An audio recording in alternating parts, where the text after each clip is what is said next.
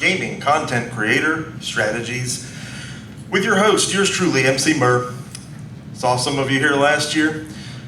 How many of you are here for the first time for SFG? Excellent. Well, welcome, and if you're going to go to a con or an expo, this is the one to hit. The real million-dollar question, how many of you in here already have up and running YouTube channels?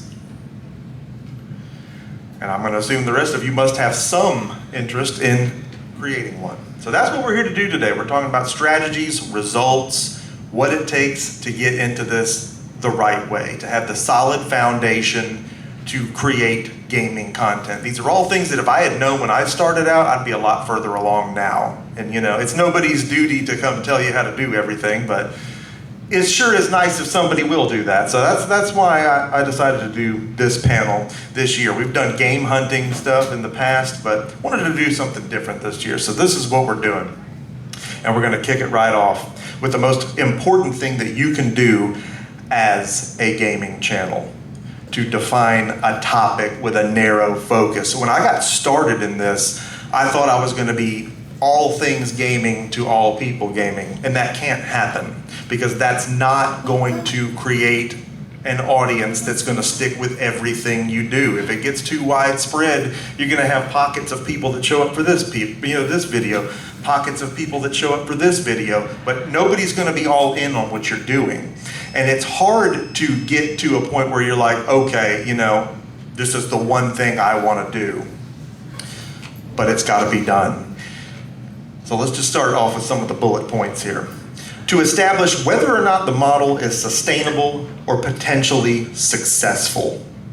And what that means is you got to think about what you're doing.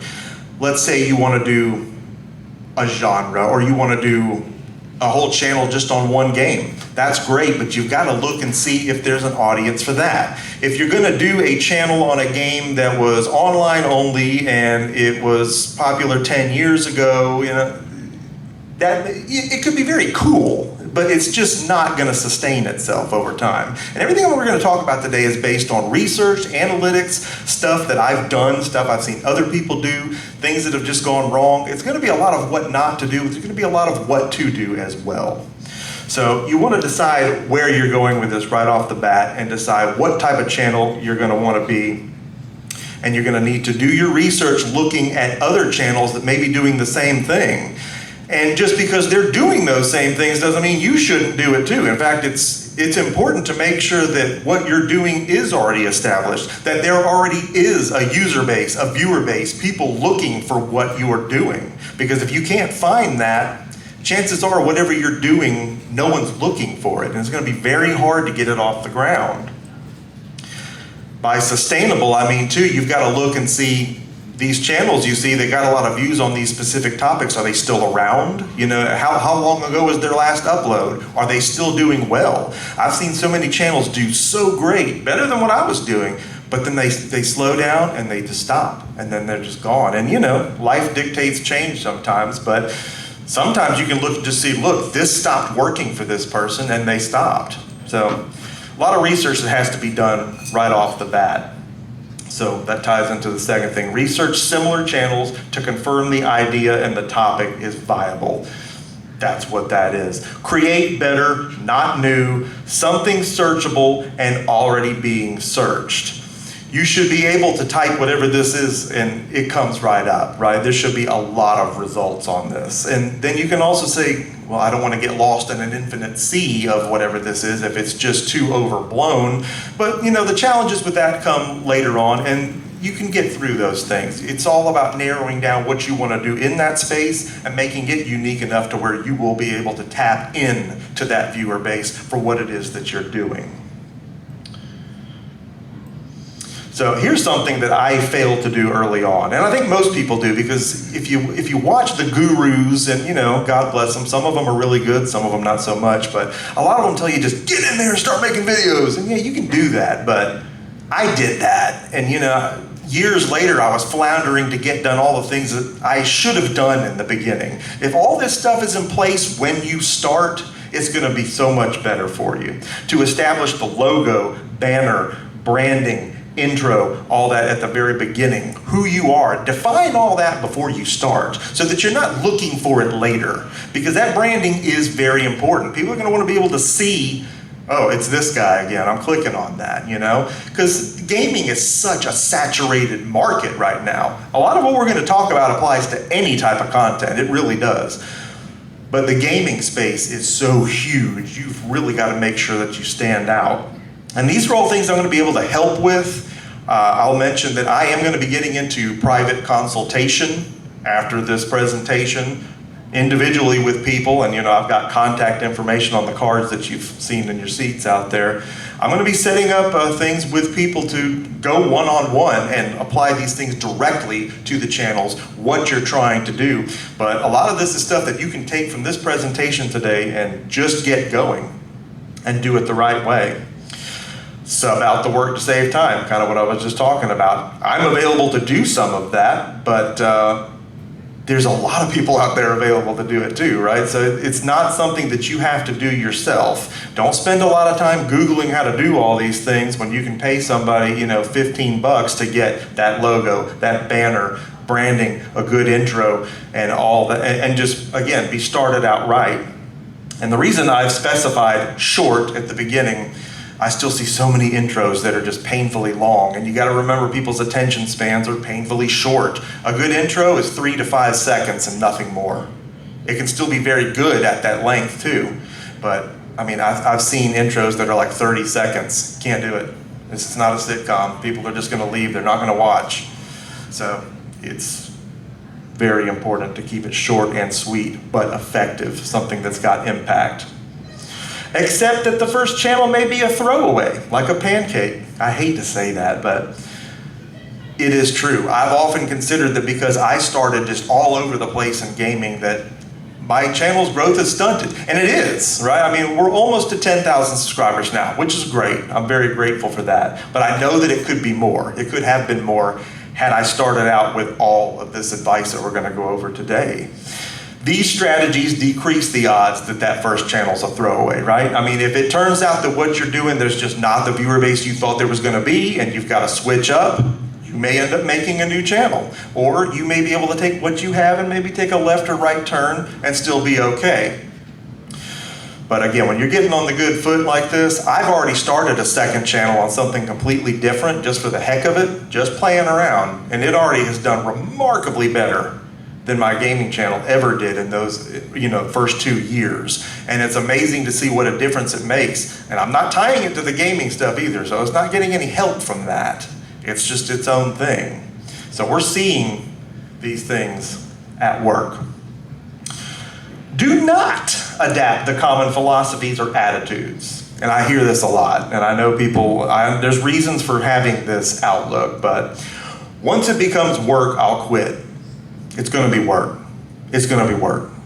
I put in 20 hours per video, usually. And it doesn't have to be that bad, but it's going to be work. And you're going to have to really acquire skills if you don't have them. I didn't. And if you do have them, you're going to have to work. And it has to be a labor of love, right? I mean, if you don't enjoy it, I would recommend don't get into it anyway. I love creating content. It's fun. It's like painting a picture. And every editor, every creator's got their own style, and that should resonate. That should come, you should get that from what they're making from each person. Also, I've got it in quotes here, and I hear this all the time. I'm going to make whatever I want. Also, I don't care if anyone watches. If you can honestly say you don't care if anybody watches, that's cool, because there are people that are just farting around. When I made my channel, I didn't think anybody was going to watch it either, but 9,000 and some subscribers later, I've got people that are looking for my videos each week. So, I mean, that's pretty neat. When you think about how that scales too, think about how many people that is in a room. I mean, that's crazy. But yeah, you're not going to make whatever you want. In a sense, you're going to start where you want to start, but what gets the views is going to dictate your successes, and you're going to see what worked, what works early on, and then we're going to talk about doubling, tripling, quadrupling down on those successes. That is going to end up defining what you are and to whom you are those things for. Prepare to constantly improve. And this is something that I try to make myself do. Find at least one thing after each video you create that you need to improve, and make sure it gets done. Make sure that's done as of the next video. If it requires a small investment, maybe there's parts you need, better lighting, I don't know. Look into it, but it has to be done. And that's when it comes down to assessing your current gear and strategizing around it. A lot of people ask, what kind of gear do I need to get started in a YouTube creator space? The good news is we have it, right? Everybody's got a phone. And I know that's the bare bones, but I'm gonna tell you, I started with a phone and a $15 lav mic clip-on, which I still use because the audio on it's really good for just a cheap rinky-dink piece of crap.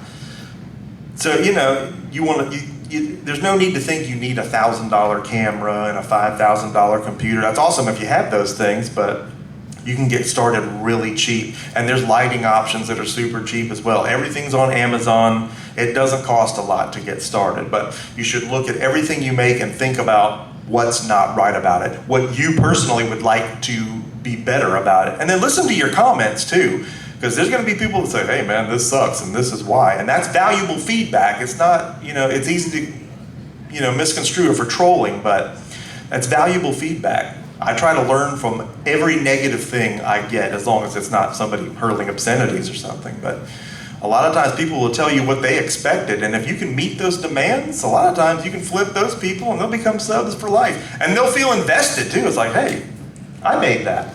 I invested in that. So now we're really getting started here, the setup. This is the meat and potatoes, so buckle up. And again, if you want to take notes, take notes. Is anybody that wants to do, you know, an hour, 2 hours of consulting with me, if you've already been through this, then you're already gonna have a lot under your belt. We're gonna be able to get right down to business and waste no time on the setup stuff. Install your Google extensions. It's YouTube, right? It's Google. And I gotta recommend vidIQ first and foremost. No, I'm not affiliated with any of these things. These are just things that I use personally and I've had luck with. vidIQ as a plugin is gonna work all over your YouTube dashboard. You're gonna have your SEO score, which is paramount, because you gotta see that SEO score, your search engine optimization. If you can't see that number, you're fighting blind.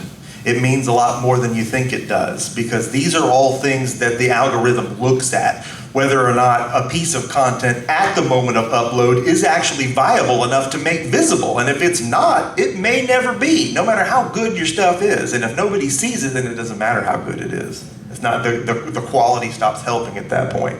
vidIQ has also got lots of plugins for your tags, recommendations, and as you're inserting your tags, and we'll get into all this, but you're going to be able to see the score go up. You're going to be able to see what's working. It offers AI options for your titles, so you can put in your title, but then see its variations on it, like, hey, this might work better. And you know, there's ways to research and check that out before you upload and make sure that you're working with the best title possible. Everything in the descriptions, the meat and potato that you need, and the tags working for you. TubeBuddy is also a good one. Some people prefer it, but you can really use both. It doesn't hurt to have both plugins, and they're both going to put stuff all over your dashboard as you're in the upload screen that you're going to be able to use and look right at and make sure that you're doing things the right way. And again, we're going to get into all that and how that works as we go.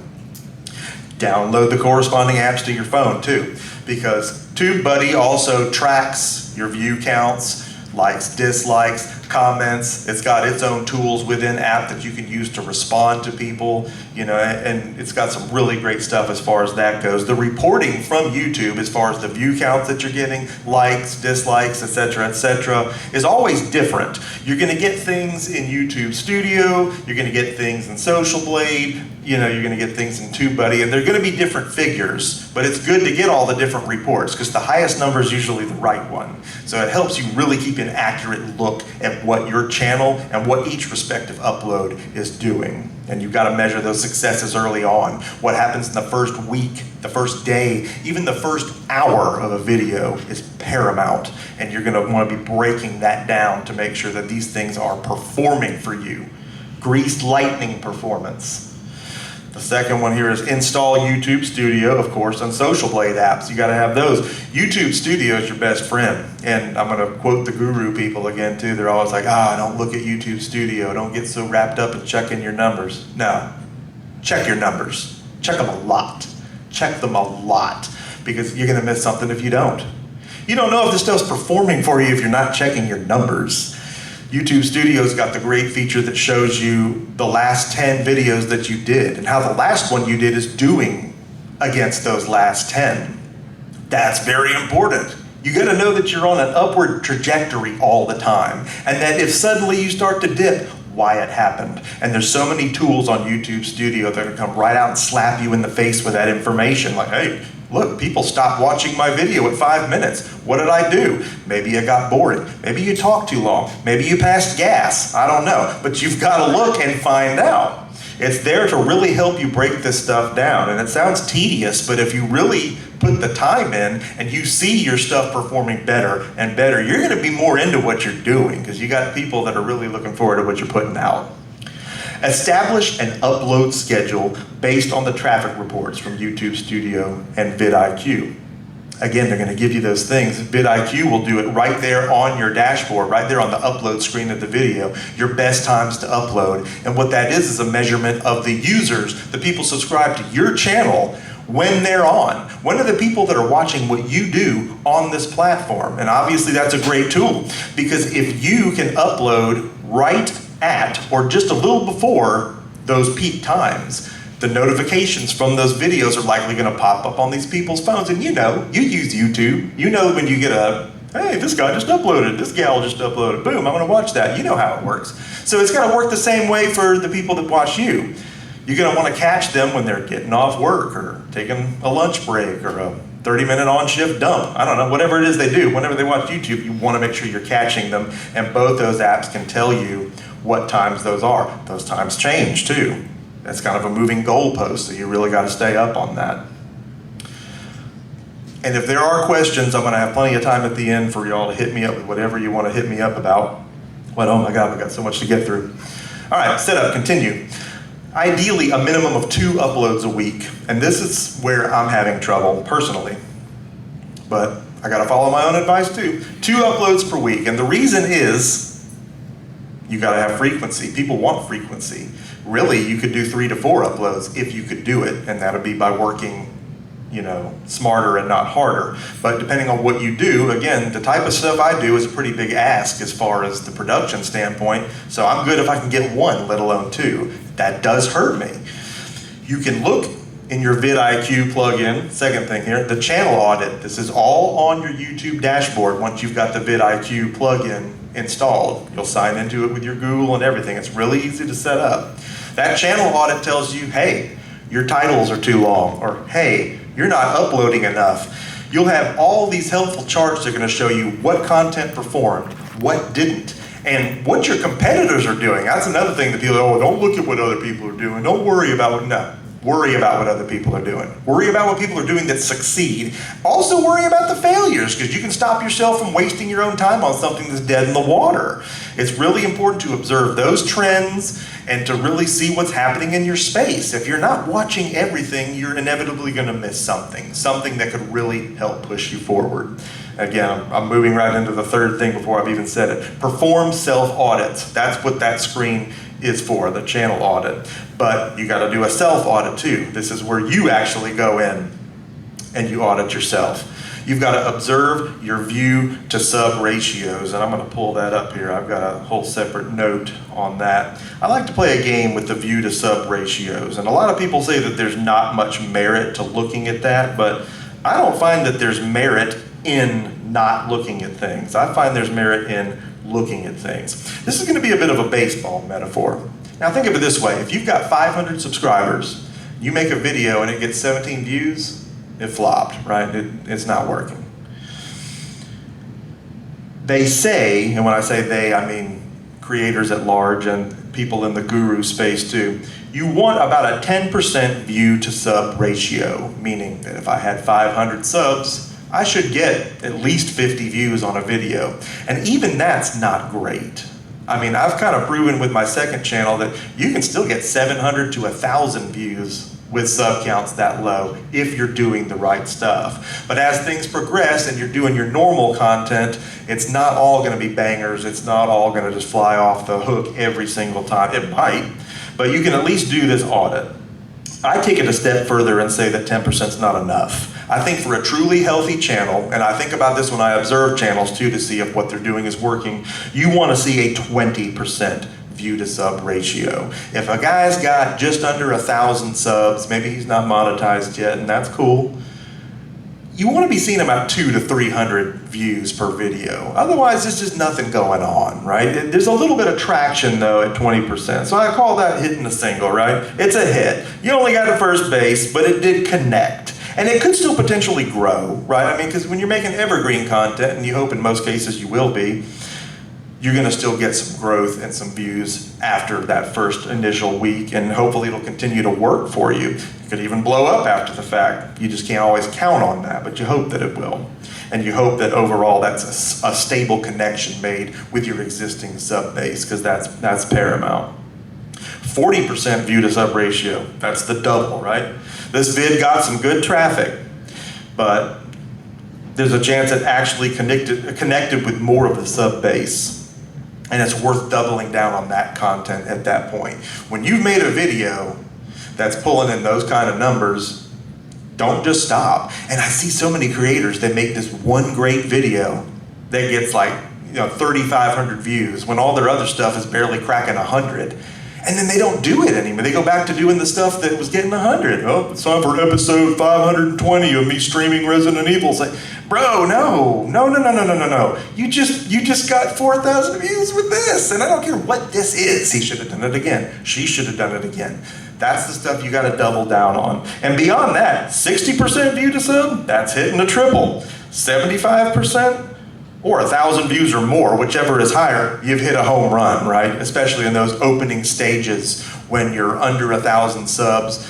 That's amazing numbers. You've got something. And as we talked about in the slides previous to this one, that's what defines the channel. When you get those hits on maybe 2 or 3 or maybe even just one type of content, one very narrow focus, congrats. That's what your channel is now. If you did a Call of Duty video and it just popped off, okay, guess what? You're a Call of Duty channel now. You gotta, it's not just baseball, it's like football. You caught the ball, now you gotta run with it. You don't go get another ball. You've caught this one, let's run it in. You've gotta work with what the algorithm, what the results give you. It's very hard to know early on specifically what you are doing is going to work. What of what you are doing is going to work. So all these numbers, all these audits, all this stuff you check, and I know it sounds complicated, but it's telling you what you need to know. It's very valuable information. Phase 2, strategies. And you're always going to have strategies. You're always going to want to be making strategies. I'm always strategizing. And they don't always pan out. You got to have a plan B and C. Investigating trends. Now, you know there's a top trending tab in YouTube. Again, we all watch YouTube. And that doesn't mean you have to do what's in that trending tab. But there's valuable ideas in those trends. You may have something to deliver on those subjects. Seems like the top games are always, Fortnite, Minecraft. Help me out here. I mean, there's, it's usually the same 3 games in that space that are top trending. I'm not saying you have to go in there and do exactly what other people are doing, but what can you offer that? What can you improve on that? And what of those keywords that they're using can you also use? If there's something going on there in that trending space that you want to do, that may be where you find your hit.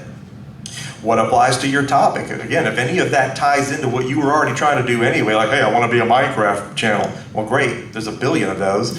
But that's very viable depending on what you have to offer. The people that are into modding and all the stuff that not just everybody can do. Figure out what they're doing that's working, and that's what you're going to build on.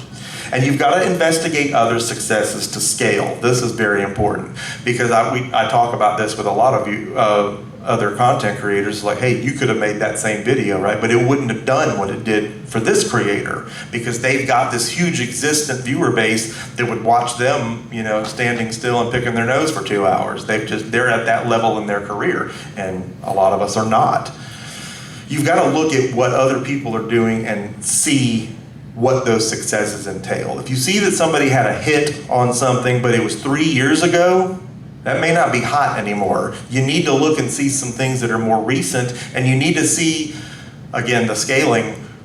what size are these channels that are having these successes? Again, did they tap into a viewer base or did they already have one? I mean, you can't look at the most popular YouTubers and say, I'll just do their video and I'll get their views, because that's obviously not gonna happen. It might, but it probably won't. You've gotta make sure that there's people that are your size, in your space, having similar successes recently. If you research all that, you can get a better handle on how hot the fire still is on a specific topic or genre or whatever before you tap into it. Again, better, not new. That's something you hear a lot of guru people talk about in many spaces, but it really rings true in YouTube. You can't make something new. Okay, that sounds so defeatist, but you can't. You can't create something that didn't exist 5 minutes ago, because no one's searching for something that doesn't exist, because they don't know it exists. That's the recipe for failure. Everything in YouTube is reverse engineered. You've got to look, hey, this is working, I could do that, or that's working, I could do that, or this is good, I have something I could add to this. That's what you've got to look at. Anything non-existent isn't being searched. Don't create, innovate. What could you do better? What could you do better than what you were seeing? It's like, hey, I've beaten that game 6 ways from Sunday. I know all the codes. I've modded it 15 times. They're not talking about all these things. Well, there you go. You may have a winner there. But you have to keep the focus narrow and attract one big audience, not many little ones. I got many little ones, and that was rough, man, because 1 minute I'm looking at role-playing games, the next minute I'm doing Call of Duty, but I do all things. I play a lot of different freaking games, you know, but that was the wrong thing to do, because I wasn't clicking in my mind that, oh, well, the Call of Duty guy's not gonna watch this role-playing game. It was in my mind that, well, they might, right? Maybe they play games like me and they just do all kind of games. No, they don't.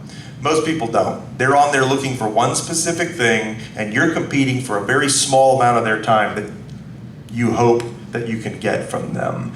So again, it's got to be down to at least a genre, and preferably one game if you can do it, or one thing. You will not be all things to all gamers. We just covered that. Pick a genre. Even better, one game. I've seen a lot of people succeed in the space recently, starting a channel based around one game. This one cat does like NBA 2K content, and the dude's like a dynamo. Like, you would not beat this guy in a game of 2K. He's nasty. Unlocking all the good cards, all the best players, 99 overall, and he's got a huge following now. He even hit YouTube Gamer on the Rise, which that's tough to do. I did it, blew my mind. This guy did it doing one game, and he didn't need 7 years, right? I see these channels popping up. They ain't been around even 2 years, some of them. They're killing it. And it's because he's focused. And what a great product he has, right? Because when he's done with 2K23, 2K24 is gonna drop. He never has to stop this. He's got an ever-flowing well of happiness. Doesn't have to be just a sports game, though. Diablo 4 just dropped. Who else playing Diablo 4 in here? I mean, my God, what a game. The thought crossed my mind that, man, make a Diablo 4 channel and just quit doing everything you're doing. Because it's hot as fire. There's people looking for that stuff. They want to know everything they can find out about it. And if you can be the person that provides that, you already know there's a user base out there for you. Upload on YouTube. Of course, do not stream. Don't. YouTube isn't a streaming platform. And I'm not saying bad things about YouTube when I say that. It's just not a streaming platform. And when they made changes to how streamed and live content processed and how it actually hits, it ruined the visibility of it, because there's instances where a stream won't process for 24, 48 hours sometimes. So after it's not live anymore, it's not showing up.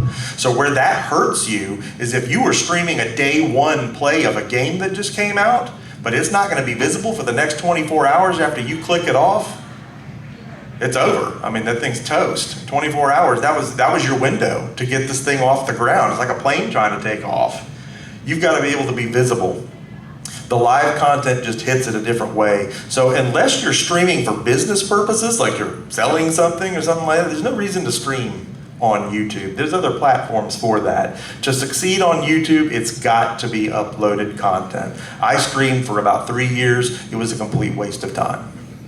It was fun, but it yielded nothing in the way of growth. Because even the people that would watch the streams, eventually they move on and they watch something else. So that's just not sustainable on that platform. But I see a lot of people that think, well, I'm going to upload and then I'll do 3 streams a week. And you're killing your content because maybe you'll have uploads that do well, but in between you'll have these streams that, you know, just 20, 30 people show up for. Well, the algorithm doesn't know what to do with you anymore because it's success, failure, success, failure. It just doesn't think to put this, you know, out there for anybody because you have something called CTR, your click-through ratio. What that means is when you're scrolling, right? And all the things you're not clicking on, because it makes impressions, right? The video starts to play even though you don't click on it, but you didn't click on it. So it's telling the algorithm, the platform, that you're not interested in that video as a viewer. So when someone does that to you, when they, oh, that's a stream, it's not live anymore. When they do that to you, that tells the algorithm, oh, I don't need to recommend this channel to this person. They're skipping it. They're moving past it. That's bad too, because the notifications, they're not going to hit every time when you upload. You need to be in people's feeds. And to be in people's feeds all the time, you got to make sure that every single thing you do is something that you know they're going to click on. Content should provide info and answer questions. 2 most important things that a YouTube channel can do. Your video, if it provides some kind of info, that's golden. Because think about how, think about how you use YouTube. Oh man, this isn't working. Okay, how to do, and then you wait, and then 3 videos come up, and you watch one, and then you learn how to do it. You just watch somebody's video because they were providing information. And because they can put your literal question verbatim in their title. You ever notice when you look at and you may not have noticed, but you ever notice when you look at videos, you look up on how to format a Nintendo Wii or how to fix this with Windows 10. The videos are never like 17 views. They're always into like the tens of thousands or more because they're providing something that many people obviously needed to look up. So that was a viable plan. And to answer questions, right? There has to be, you know, that can be in the title, the question itself. It should be something that someone's going to type in. And you're golden. But that's the 2 most important things you can do. You hope that you're entertaining too at the end of the day, but yeah, to actually have proprietary knowledge, information about what you're doing and not just, hey, watch me play a game. That's important. It's really hard to make it otherwise. Phase 3, the anatomy of a video. This is good stuff. 70% retention at the 30-second mark. YouTube Studio shows this stat. What that means is that 70% of the people that clicked on that video were still watching at 30 seconds. And why that's important is because you can lose people in 3 seconds. Once you got them for 30 seconds, you've probably got them. You still may not, but you should have them. It all depends on what comes next. So you're kind of the boss of that, right? But when you see that you're not hitting that mark, and I can tell you all my videos hit that mark, I check. Maybe they didn't years ago, but they do now. Then you know that no one's clicking off because the intro was too long, and no one's clicking off because they're like, oh, this is clickbait, this isn't what I thought it was. You know, you've got them. And it should never be clickbait. It should be exactly what you promised. But that clickbait term gets misconstrued with, oh, well, you tried to make this so people would click on it. Well, yeah, I did, but as long as I deliver, it wasn't bait, there was something there. Leading into the next thing. Lead with a clip or an intro with the hook and the bait. And I'm guilty of doing this, I did it for years. Don't start out the video with, yo, what's up, my name's so-and-so, and welcome back to my channel, and I just picked up my grandma's dry cleaning, and today I'm having a hamburger, and stop. The first line of your video should be what we're doing. Is it possible to do X with Y? And if possible, what happens? Stick around to find out. Get them right there. It's like, okay, I want to know. I want to know what happens next. I got so absorbed with thinking that I would be some kind of personality and that people would like me. Turns out a lot of people don't. But a lot of people do. But it may not end up being about you. If it is, that's great. That's a very valuable commodity. But it can be about the content too. Sometimes I've looked at stuff I've done and thought, heck, I didn't even need to be in this video. It could have just been my voice, you know? It's more about what it provided or what it told or what it was about. So you lead with that clip and then your intro. Get them hooked right away. And then the hook, the bait. Let them know what you're going to be doing, but don't give away what happens right away. Don't say, hey, I just found 10 PS4s in a dumpster and I'm going to tell you where it was. And lead up to that. Say, what did we find? What happens in this thing? What happens if you do this?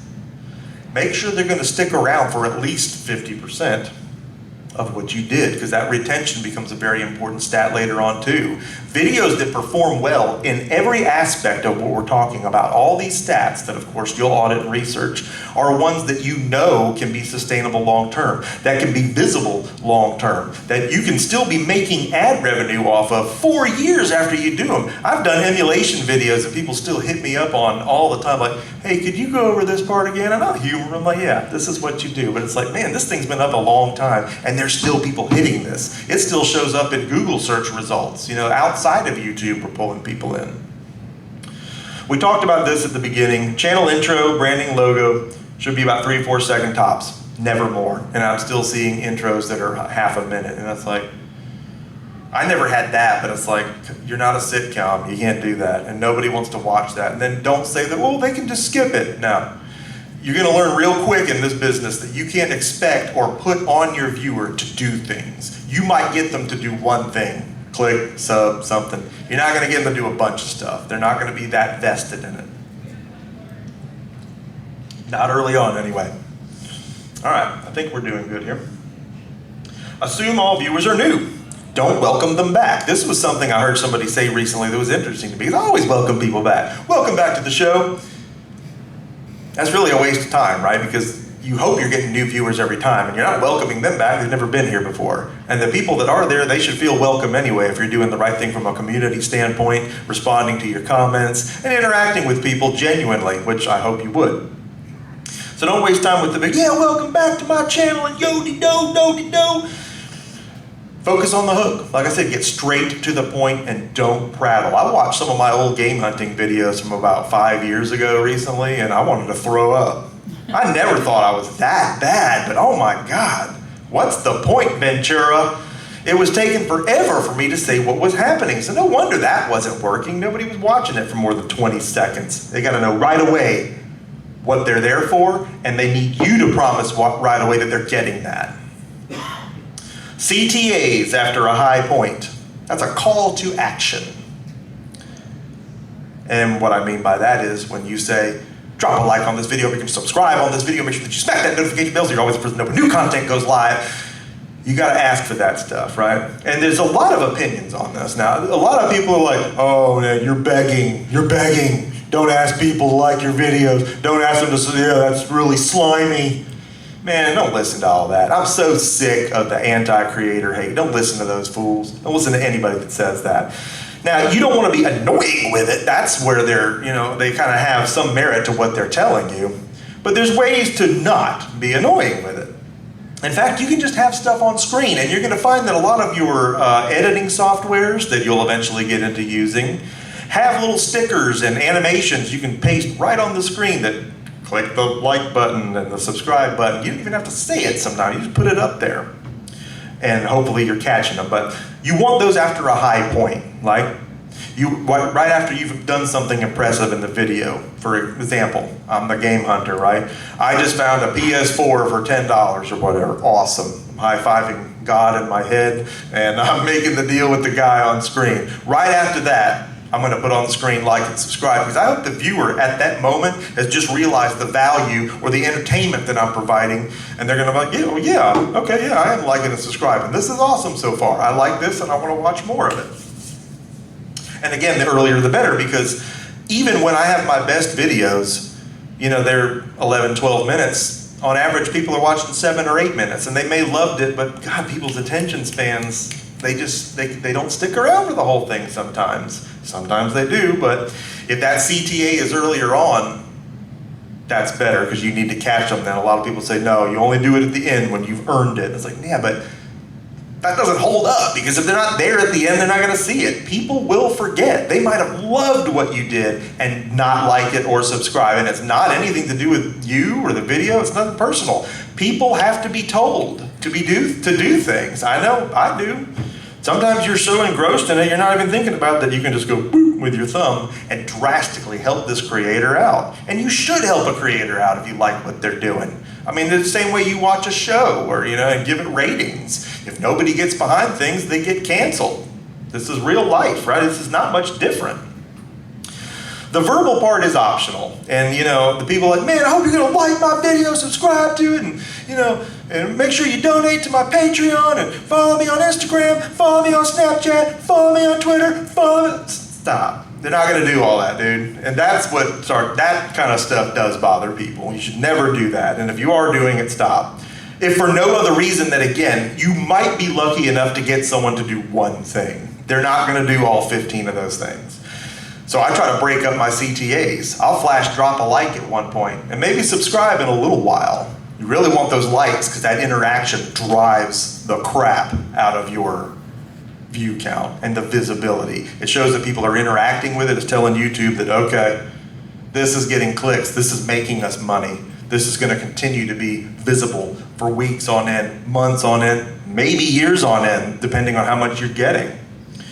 I think verbal is good because it kind of gives you a chance to tell the person. And you can do it on a personal note. It's like, hey man, hit that notification bell so you don't miss the next video when I do this. I'm letting you know what value is in it for you. There's ways to do it without being annoying. And yeah, still do one at the end too. You should always close out that way. 2 CTAs per episode I think is worthwhile. And I have results to show that ones that you don't do it in, you don't get as much. I have actually researched this. And again, yeah, only haters will contest this. Don't listen to me. God, the people that don't want to see you succeed. And a lot of them are successful people. They know there's competition out there. Yeah, there's a lot of people in the world using YouTube, but we all have time as a commodity. And you are competing for people's time. If you do one type of content, say arcade content, so does this guy. Well, the viewer watching this guy only had 8 minutes on the toilet or on his lunch break or on the train or wherever he was, but he watched that instead of you, or he watched you instead of that guy. One of you has something to worry about there. Some people watch everybody, but you can't count on that. Now, we may have already covered this. Testing's still underway. Only ask for one thing in a CTA, the thing that's most currently important to you. I'll touch on this a little bit more. If you want to do a lot of likes for one thing, yeah, focus on the likes. Maybe ask for likes that video. Because sometimes you're going to get the subscription anyway. But if you're really trying to drive engagement and you want to see the likes, ask for likes. You can really play around with your content and see what really helps it sometimes. And as far as the comment goes, you really want to find something that's going to drive people to comment. You're going to want to ask them a question you know they're going to want to answer. Like I was looking at a copy of Far Cry 6 in my last episode. So out of nowhere I just said, all you Far Cryers out there, what's your favorite Far Cry? And genuinely asking. I'm not just trying to be like vanity stat about it and just never reply. I had a good talk with a lot of the replies about which ones they liked and which ones I still have to get to. It's great, but that interaction is awesome. When you're getting comments as well as the likes and all that, again, that interaction, that's what really blows up a video. Ask for comments, we covered that. Interaction breeds visibility and promotion. That visibility is what you've got to get. It's got to stay in people's feeds.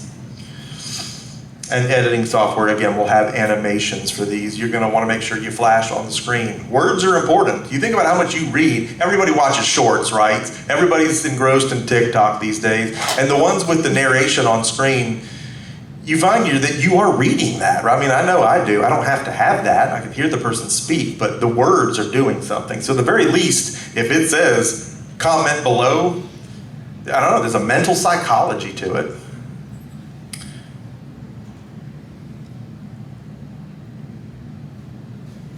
All right.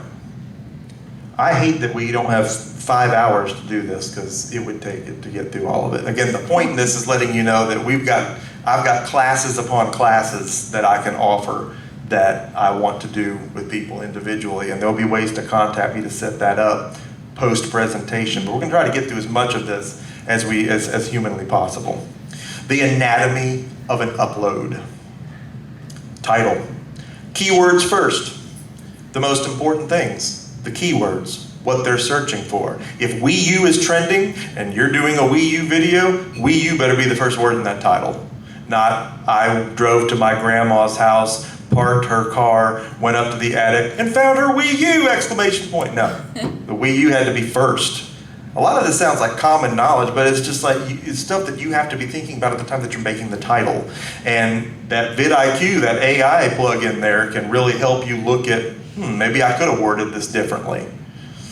Sites like Ubersuggest, again, I'm not affiliated with any of these things, but Ubersuggest is a website, it's free to use. They do have paid versions, but it's free to use. It reports search traffic in Google on given keywords. So not just for YouTube, for Google as a whole. Are people actively looking for what I'm talking about? And if you look at a keyword and it's not doing squat, then maybe this isn't gonna work. But it should be doing something, right? And there's a lot of comparative information there in the charts that it's gonna pull up on that so that you can see, like, okay, people are still looking for this, so we may have a shot. There's research you gotta do beyond that, but the title seems like such a small part of it, and yet it ends up being the biggest part, right? Because it's the face of the whole thing. And it's what's gonna land. It's even more important than the thumbnail. Thumbnails are people, you gotta have better thumbnails, better thumbnails. Yeah, you do need better thumbnails, you do. But they're never gonna see your thumbnail if the title doesn't get it in front of their face. So that does become a secondary thing. Search your vid topic. See what similar successful videos used for their titles. Now, I'm not telling you to steal somebody's title, but you can correctly identify what those keywords are and how they apply to what you're doing. Because the keyword is not only the subject of the title, the sentence, but also what you did. Mod, weapons pack, DLC, what is this about? How are they gonna find this? And you gotta make sure that you're not sandwiching it in with a keyword here and a keyword there and a bunch of emojis and bull crap in between, because it may not hit. 60 characters or less. This is an important thing that I don't see everyone using. And I don't even use it all the time, because sometimes I just have more to say than that. But this is one of the things that the vidIQ audit grades you on in its overall SEO post-upload score. Did you use a title with 60 characters or less? And the reason for this, the reason they make it that, is because they think that if there's less to read, it's going to be more gripping, obviously, for people. And that is true from a psychological standpoint, but what gets really important is that SEO score. Because YouTube ain't trying to mess with nobody that ain't getting a good SEO score. So that's where the whole, people got into for a while saying, oh, tags don't matter, tags don't matter. Even vidIQ had to disclose that tags may not matter, because they were charging people for tag optimization. But tags do matter, because it doesn't matter what they are, too. It doesn't matter what the tag is as long as it's getting that score. We're going to get into that in a second too. If you're hitting your peak SEO score before upload, there is so much more of a chance that that video is going to be that much more visible, not just to your subs, but for anyone searching for things in that space, because it's going to put it out there. It's going to mess with it. That's what the algorithm is for. A lot of people say, oh, the algorithm hates me. The algorithm doesn't hate you. It's not alive. It doesn't have feelings. It just works off numbers. And you have to give it those numbers, because when you do, you have given yourself, your piece of content, the best chance at starting out right each and every time. So again, vidIQ AI can offer recommendations for a final look. I don't always use them, but I always take a look. And you get like 10 free ones a month. vidIQ, you don't have to pay for it. There are paid tiers if you want more stuff out of them, but I think I do the $10 tier a month because I make that in ad revenue and beyond, obviously. So if the project pays for itself, that's great. But there's a lot of free stuff that vidIQ offers that you're going to use every time, and it's great.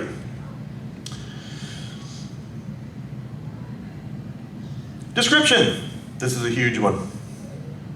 Oh man, we need another hour.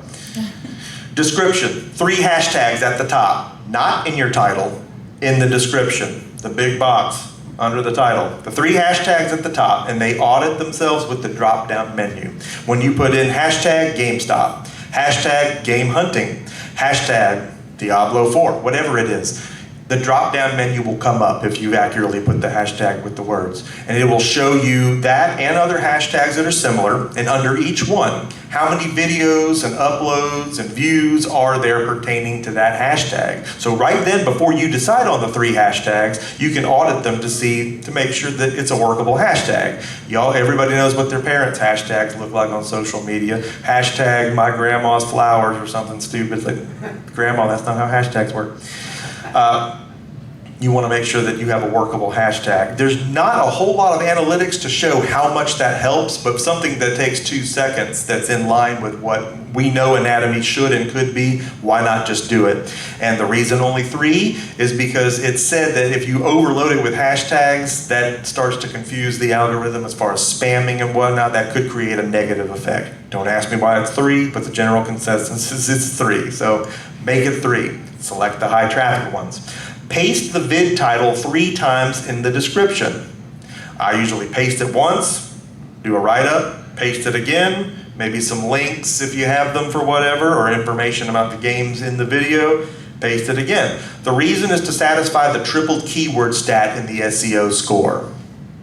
That is part of your SEO score. Are the keywords from the title tripled up in the description? It's just something to look for. You're trying to appease this SEO god. You want that 50% perfect score before uploading to where maybe you can get toward the 100% score post-uploading. That's what creates the visibility. That's what keeps things rocking. Separate the pasted titles with the info, said that, a 300 character minimum, and you'll see at the bottom of the description, it's counting every letter you put in. So you want at least 300 characters in your description. It's looking for that.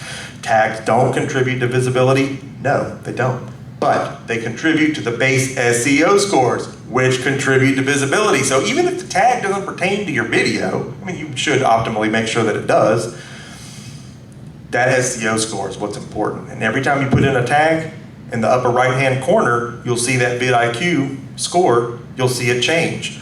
Or if it doesn't, it means the tag wasn't relevant to it. Or if it goes down, bad tag, erase it, do another one. You can't just necessarily copy and paste someone else's scores because that score won't be the same for you. You have to manually make that number hit 50 out of 50 before you upload. It's tedious, but I find that it's a very important thing to do. We're going to go over this here, and then I think we're going to take some questions. I don't want to run over, but I can't tell you everything about a YouTube channel in one session, so I just told myself we're going to get through as much of this stuff as we can. That's what the after-the-fact consulting is for. I will be glad to work with anyone one-on-one. Begin to enter each tag, then select from the top selected in the drop-down menu. Just like the hashtags, when you put in a tag in the tag field, it drops down to 6 or 7 other tags that are like what you're doing, and you're always going to want to take the top one. It might be what you were already typing in, or it may be something that's relative to it, but like, oh, I didn't think about that. That's better than what I was doing. Go with that. Watch that number go up. And we already talked about the 50-50 in the top right. You're watching that number. That's what you're trying to hit. You can hit 50 every time. I didn't know that years ago. I was hitting 46, 48. Like, that's close enough. That's good. It's not good enough. Ever. Cards should optimally be near a video's end. Who knows what cards are on a video? That little bar that appears sometimes in the upper right when you're watching somebody, it's another one of their videos. Now, if you put it in the video somewhere because you're saying, hey, if you missed the first episode of this, click right here and you can catch up. That's okay, but you still don't really want to do that there. And the reason is this. If they're only a minute into the show, you don't want to tell your viewer to click off of the video. That's a terrible thing to ask them to do in your best interest. You want to save them toward the end because they may not click it anyway. But you can also put something like that anywhere in the video. Like, hey, hope you enjoyed this. And if you wanted to catch the first episode of this series or the first 10 episodes of this series, it can be a playlist. I'm going to put the link right here so that you can click here and keep the action going right now. And that keeps them on your channel. But it makes sure that they finish the video first. You want credit for a card because that's part of the SEO score that you used a card. But you don't want people clicking off early. The end screens come right after that. The last 20 seconds of your video should have a sub button and a related video that you can prompt viewers to continue on to. Sub button, of course, that's your last chance to get them to sub if they haven't already done it. And the related videos so that you don't have to let them know the video's ending. You don't want to start this big long intro, and I always used to do this. Man, thanks so much for watching this video. It's been a great time. Hope you enjoy this. We got all these games, what we want done. Hoot, hoot, hoot. Talking. They're gone. You're not talking to anybody. They've already clicked to the next thing. You should end on a dime. All right. We did good today, made lots of money, grabbed lots of things, and we're gonna grab even more next week. And if you wanna see what we got in that video, I'm gonna put the link right here. Or you probably didn't see this video about this, or if you wanna learn more about doing this to this, I'll put a video right here so that you can keep the action going. Get them right into the next video. Make sure they watch 3 or 4 things that you've done. This is how we grit people. We will keep going until the very last minute here, but I want to take a minute for questions because I know I've just spouted off a lot of stuff and there's a lot more stuff. Again, you're going to have a leg up if you actually do schedule time with me to do anything because you'll have already seen everything up until this point. But before I continue on, anybody have questions about what we've talked about so far? I was wondering, I've seen videos where people point out, like you said, and then they maybe forget to put it in there. And I'm wondering about the difference between seeing it on a phone and on YouTube on a computer because, you know, you can't really, on your phone, I hope I'm phrasing this right, you can't really, you can put a box up on your, you can see it on your phone, but then you can't, as far as I can tell, you can't go to it on your phone. Am I wrong about that? You should be able to click the card.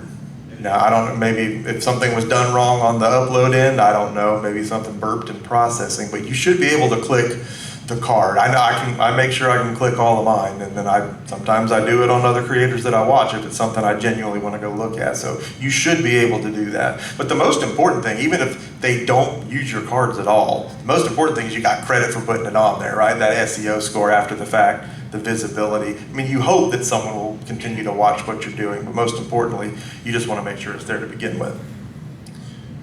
Yes, sir.